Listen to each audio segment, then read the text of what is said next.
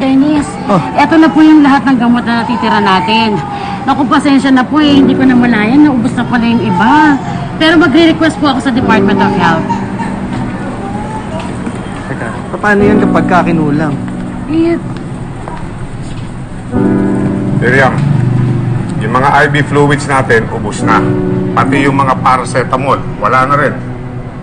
Sir, paano po mangyayari yun eh? Kanina lang parang nakita ko may mga natira pang box eh.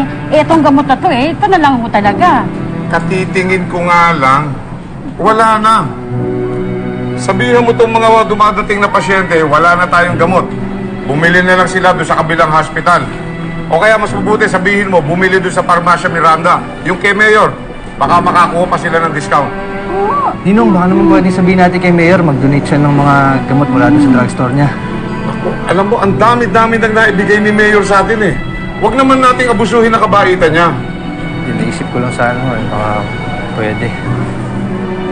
Oh, sige na. Sige na nga ho.